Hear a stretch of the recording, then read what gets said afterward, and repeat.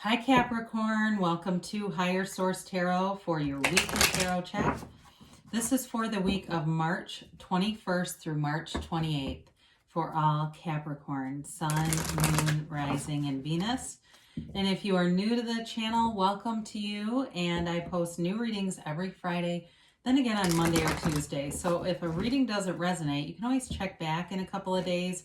You could check a different part of your chart. Or you could watch, like if it's a Friday, you can even watch a reading from a different Monday because those are a different format. So anyway, I want to thank everybody who's subscribed and liked and commented. I really do appreciate all of you.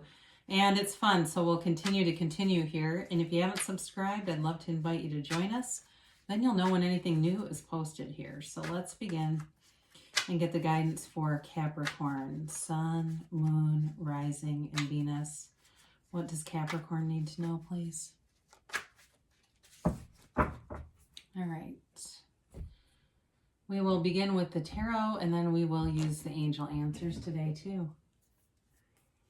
So you've got the Ten of Wands, the Moon, I almost said the Sun, the Five of Pentacles, the Four of Wands, Judgment, the Two of Pentacles, the World, and the Death card. Well, you're definitely going into something that leads to transformation.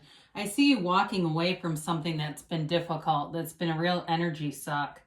So good riddance to that, whatever it is. And some of you might just be standing up for yourself a little bit and saying, look, if you need something from me, you need to give me prior notice. You know, I feel like there's somebody here that it's like they expect a lot at the last minute. Very demanding kind of energy over here. And I just feel like it's got you a little bit conflicted, but I do think you're going to make some boundaries there or just tell them you can't do that anymore, which I suppose is a boundary. So you have here Pisces, Scorpio. You've got Earth, Taurus, Virgo, Capricorn. You've got Fire, Aries, Leo, Sag here. So interesting, too, that you have four major arcana. Again, I can't stress that enough. There's some kind of a transition or a change that's going to be happening here. But I do feel like it liberates you, you know, and we have these two. Of course, these two are in order. There's a card between them in this layout. I would have loved to have seen them right next to each other because we got 78 cards here. It's pretty tough to have that happen. But this really, truly, like I said, it's revolutionary. It really is that being liberated from something you do not like and feeling free of it, feeling free of all those burdens. So we'll talk because we'll start off, here's the burden, whatever this is. So if it's something at work or, again, it feels more like it's like a family kind of demand, but it could be something at work where it's a lot of last minute. It feels very last minute and burdensome. And so the Ten of Wands is a new cycle, though. So I do feel like it's about putting down those wands. Like you've been putting up with this for a while. And it may be, 10 may be synonymous with even 10 months. I mean, it feels like it's been a long time to me where this has been going on, and it's very taxing. And the other problem with this is I feel like it's stressed you out, but it's led to other problems. Like even for somebody here, it feels like weight gain. I feel like my pants got tighter when I started reading this, almost like somebody feels like, yeah, I can't sleep. It's really this one circumstance has become problematic. Now, if it's not particularly that, and it is about a burdensome relationship in a more general way, again, I feel like you're walking away from it. And you've got nice aspects here to bring in something new that feels fresh and easy, and it's just easy to be around. You're heading into a much easier energy either way. So, of course, you've got the moon here. And the moon can be a time of not knowing everything, having some things hidden from you. So, again, there may be somebody here who they know they're going to put you in this position, or they know that they've been burdening you and they keep doing it anyway. And I don't think it's anything truly diabolical. You know, I don't think they're trying to completely push you over the edge. I think they're just self-centered. And so they do what they want. They kind of just don't care because you have there's something very good natured about you in this reading. Very, very dependable, quite frankly. And that, of course, that doesn't surprise us, does it, with Capricorn? You are dependable energy in general. So with this, so if it's a Pisces that's been doing it, I think their fishy self is going to be swimming away. But with other meanings in this card, it's also about connecting in terms of your own spirituality and growth and development. So some of you, it's about making that connection. You know, this is the seat of the soul. I talk about that regularly. That's what this symbolizes. And so it's all about connecting with your higher self, clearing your mind, not letting it own you. You know, you can, from time to time, you may hear people talk about, you know, that situation has become my God.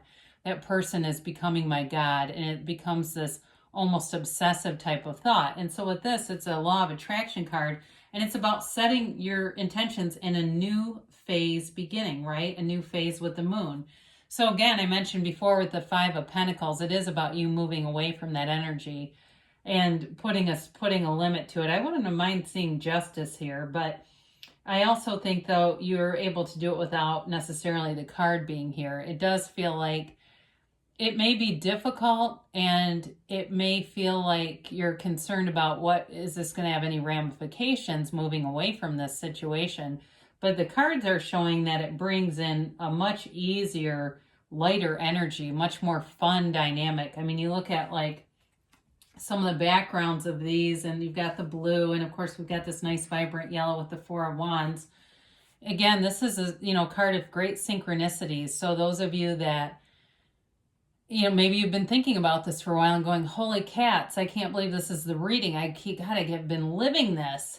You know, it's one of those synchronicities. If it's, again, other things where it's just more number alignments or things that resonate with you. It's certain songs. Whenever you hear this particular song, you go, God, I know it's going to be a great day. And I haven't heard that in years, and it's on. You know, it's that kind of stuff where it just seems weird. You know what I mean? It's like, God, this is almost creepy. But with the Four of Wands, it's a card of law of attraction. You have law of attraction cards a few times here. And it's also, though, a card of freedom. I mean, again, I mentioned before with the liberation and the freedom, the Four of Wands features that couple leaving a walled-off city. So if you're in a relationship and you've had some kind of burdensome energy around you, again, you're walking free of it. If it's a new relationship for you, though, like if you're walking away from a relationship, there's a better one waiting, and it is available to you. So this is all about manifestations in the 3D world. Now, in terms of career, this can also be an indicator that your current career is not, it's not negative, but it's a stepping stone into more. So be aware of that if that's you and you're saying, well, yeah, this person at my work really pisses me off. Again, they may be trying to tell you that there's more, so not to just let that consume you if that's for you.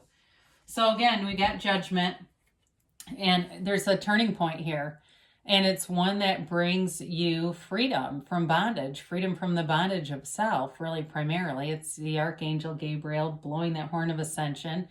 And, you know, of course, the characters rise up from the ego, and so it's you not being as tied to outcomes in terms of fear-based outcomes, or in terms of, you know, the what ifs, like what if I stand up for myself after doing this whole time. But again, I feel like somebody here, your back is really against the wall with this anyway, and it's time to be in this place. They're rejoicing. It's celebration. So however that ends up working itself out, you know, I always say the universe does the heavy lifting. It's almost like you're handing all those wands over to the universe, right? Regardless of the how of it, it brings relief, okay? And the end result is this freedom. So the Two of Pentacles shows up, and much lighter energy, even though it's still some juggling, and you may find you're still pretty busy.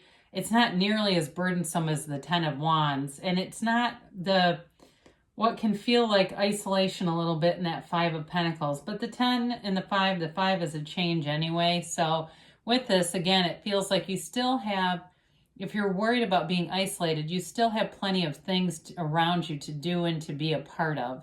It's just a more, like I said, a more light energy, but also fun. You know, there's a youthful kind of fun to this.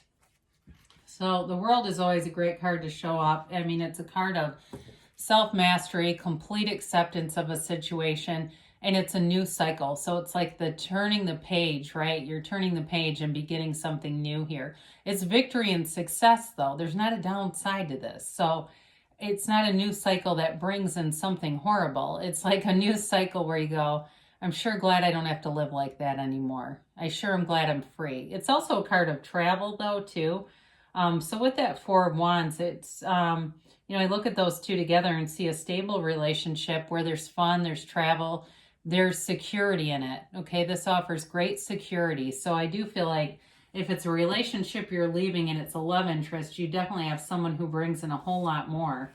So the Death card is here. And again, this is your higher self. The skeleton represents your higher self telling you to let go of something.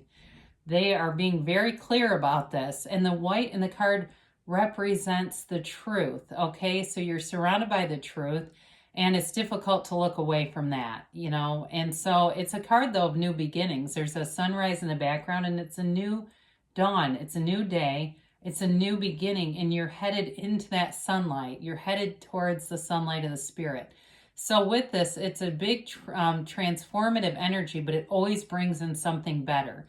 So we don't ever want to be afraid of the Death card in a reading because it really is an opportunity or a bridge into that next leg of the journey that brings in so much more. So like I said, with a love interest, there's definitely more, or if it's work-related stuff, again, it may be just, they may be telling you that you're going to be in a transition here that's going to get things started, you know. It's like the, may not be the end career for you. That may not be it for you. So let's see what the angels have to say here for Capricorn. And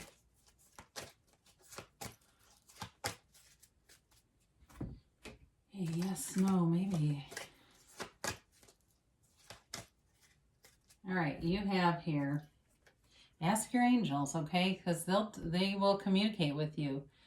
Before you watch tarot, when you go to bed at night, all throughout the day, they're sending you signs. The universe always wants to interact with you.